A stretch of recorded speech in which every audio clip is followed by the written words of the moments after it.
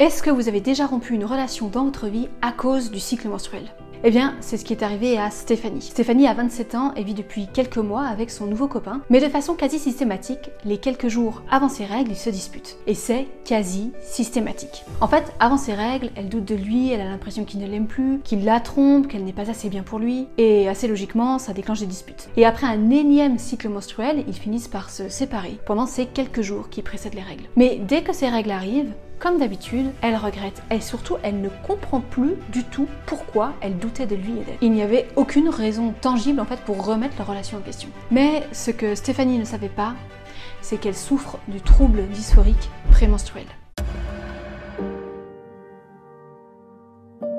Le trouble dysphorique prémenstruel est un problème de santé qui touche jusqu'à 8% des femmes et qui est un genre de syndrome prémenstruel puissance 10 000. Et quand je dis puissance 10 000, c'est pas juste le fait d'être un peu plus émotive les 3-4 jours avant ses règles. C'est plutôt qu'on devient carrément une autre personne. On se transforme en quelqu'un d'autre, on ne se reconnaît plus, et ça les 7 à 15 jours avant les règles. C'est beaucoup plus fort qu'un syndrome prémenstruel classique et ça dure généralement beaucoup plus longtemps. L'autre différence avec un syndrome prémenstruel classique, c'est que c'est avant tout les symptômes sur l'humeur qui sont handicapants. Il y a des symptômes physiques, comme des douleurs à la poitrine ou des maux de tête par exemple, mais ce qui perturbe le plus les personnes atteintes du trouble dysphorique, ce qui les handicape le plus, c'est surtout la profonde déprime. Les changements d'humeur rapides, l'anxiété, le besoin de pleurer sans raison particulière, l'impression de perdre le contrôle sur soi-même, etc. Ces symptômes-là sont à un degré tel que ça les empêche de faire leurs activités habituelles.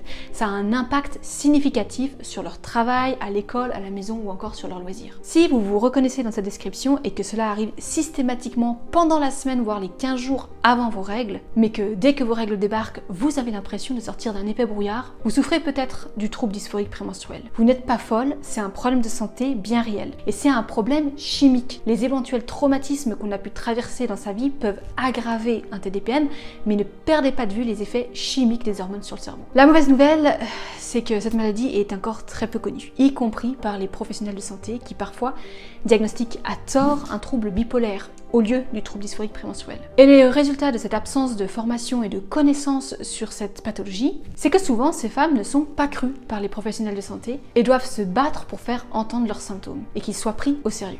Bon, et ce n'est pas forcément la faute des professionnels, on en est là aujourd'hui parce qu'on a banalisé pendant des siècles le syndrome prémenstruel, tout comme les douleurs de règles. On l'a banalisé parce que c'est très fréquent, et aussi, il faut le dire, parce que les femmes sont moins prises au sérieux de façon générale. Donc on a tendance à minimiser leurs symptômes et à leur dire que c'est dans la tête ou que c'est parce qu'elles sont trop stressées. Alors disons-le, non, c'est pas un effet de leur imagination, et ce n'est pas parce que c'est très fréquent que c'est normal. Même si vous avez juste un syndrome prémenstruel classique, ça ne doit pas être considéré comme normal.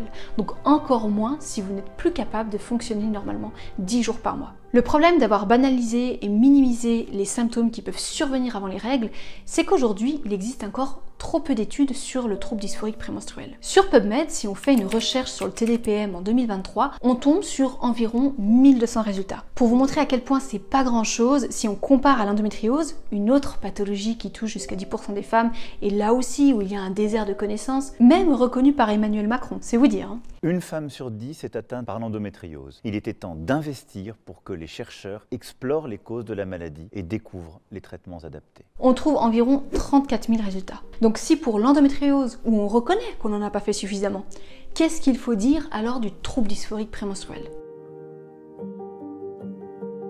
Donc aujourd'hui, on ne comprend pas bien les raisons qui provoquent cette maladie. Mais ce qui semble ressortir, c'est une hypersensibilité à la progestérone. Petite parenthèse, pour être un tout petit peu plus précis, c'est plutôt une sensibilité à un métabolite de la progestérone. Mais pour simplifier, on va juste parler de progestérone. Fin de la parenthèse. La progestérone est une hormone qu'on produit après l'ovulation et qui chute juste avant les règles. C'est aussi une hormone qu'on produit en très grande quantité pendant la grossesse. Ce qui fait qu'il y a certaines femmes atteintes du trouble dysphorique prémenstruel, comme Sarah Rodrigue, qui a dû interrompre 2 de ses grossesses, pourtant pleinement désirées, parce que les niveaux hormonaux la mettaient dans un état pré-psychotique et que ça devenait trop dangereux pour sa santé. Je suis tombée à chaque grossesse dans un état pré-psychotique. Ça ressemble à moi qui a l'impression de mourir à chaque seconde, qui veut sortir de son corps, qui se sent emprisonné et tout ce que je pouvais faire, c'était fixer le mur devant moi. J'étais incapable de lire, j'étais incapable de regarder la télévision, j'étais incapable de communiquer avec mon environnement. Alors quel est le lien entre santé mentale et santé hormonale? En fait, la progestérone est liée aux sécrétions de GABA,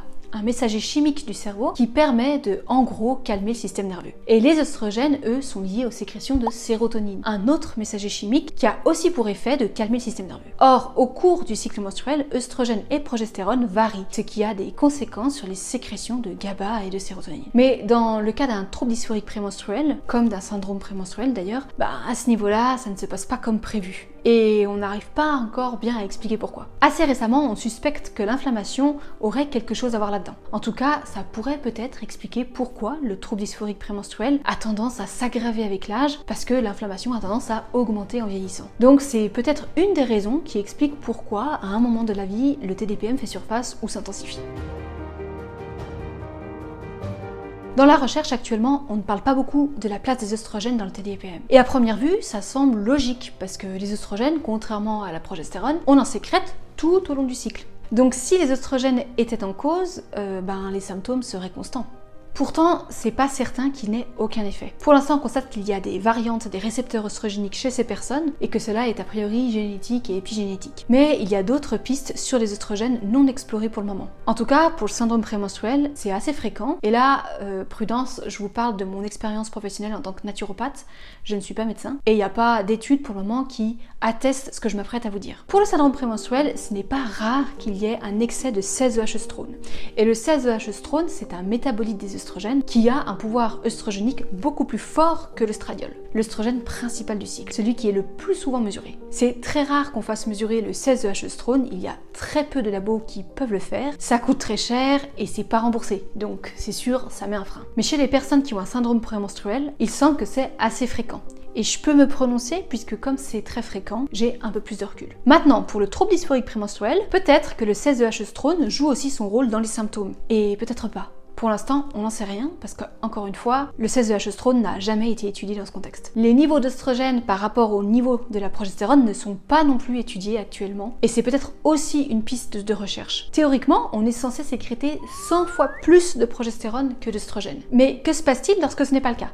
Est-ce qu'on a la même santé que les autres? Est-ce que ça a des conséquences sur la sérotonine et le GABA? Est-ce plus fréquent chez les personnes qui ont un syndrome prémenstruel ou un trouble dysphorique prémenstruel?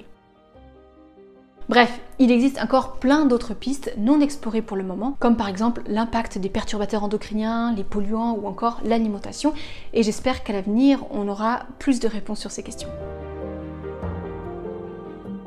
Si vous vous reconnaissez dans les symptômes du trouble dysphorique prémenstruel, la première chose à faire, c'est de noter vos symptômes. Il existe un tableau spécifique pour ça et qui va aider à poser le diagnostic. Ce tableau a été traduit de l'anglais par Hélène Marais-Thomas, psychologue clinicienne, qui a fait son travail de thèse sur le TDPM. Je vous mets en lien en description son site web pour que vous puissiez télécharger ce tableau. Remplissez le tableau sur 2-3 cycles et parlez-en à votre gynécologue, votre médecin traitant ou votre sage-femme. Le simple fait d'être diagnostiqué peut déjà vous aider. Ça ne va pas faire disparaître vos symptômes comme par magie, mais ça aide à gérer cette période du cycle. Par exemple, en ne prenant aucune décision importante dans cette phase du cycle, parce que vous n'êtes tout simplement plus vous-même à ce moment-là.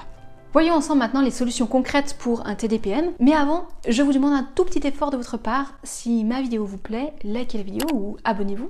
C'est une façon simple et gratuite de soutenir mon travail, et si vous voulez que je produise d'autres vidéos à tout ce qui touche de près ou de loin au cycle menstruel, c'est ce qu'il faut faire pour m'encourager. Merci.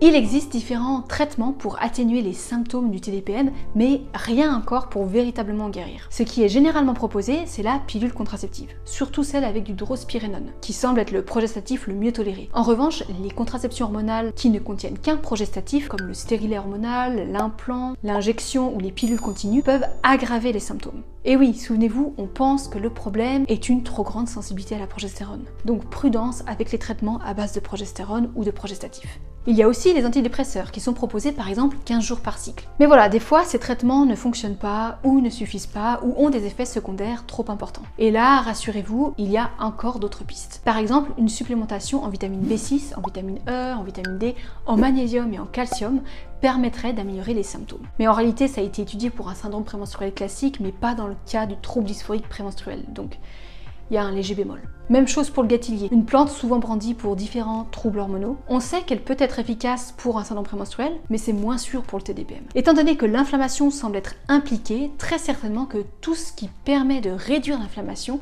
aura un impact positif. On peut donc penser aux oméga 3, au zinc, mais également à éviter tout ce qui fait grimper l'inflammation, comme la cigarette, l'alcool, l'excès de café, etc. L'exercice physique semble aussi être intéressant, mais attention, c'est pas au moment où vous êtes en plein dans les changements d'humeur que vous pourrez vous mettre au sport. C'est tout simplement pas réaliste. Mais en dehors des crises, oui par contre. Enfin, il y a la thérapie comportementale et cognitive qui semble beaucoup améliorer les symptômes du trouble dysphorique prémenstruel. Quand rien de tout ça n'est suffisant, il est parfois envisagé de se faire retirer les ovaires et parfois les ovaires et l'utérus. Bien sûr, il y aura des hormones de substitution à prendre après l'opération et jusqu'à l'âge théorique de la ménopause. Ça, c'est la solution la plus extrême envisagée. Et parfois, c'est vraiment ce qui libère les femmes atteintes de ce trouble du cycle. Le trouble dysphorique prémenstruel, c'est une maladie qui peut gâcher des vies pendant des années, surtout quand on ignore être atteinte, comme Mélanie, qui a attendu 13 ans avant d'être diagnostiquée, comme Priscilla Lubin, qui a fait jusqu'à 4 tentatives de suicide à cause de cette maladie, comme Sarah Rodrigue, qui a été contrainte d'interrompre 2 grossesses désirées. Le trouble dysphorique prémenstruel, c'est une maladie dont on ne parle pas suffisamment, et pour laquelle il manque cruellement de connaissances et de traitements, mais pour laquelle il y a aussi de l'espoir. Et cet espoir commence par le fait d'en parler et de sensibiliser notre entourage sur la question. Si vous souffrez mentalement ou psychologiquement avant vos règles, on vous croit.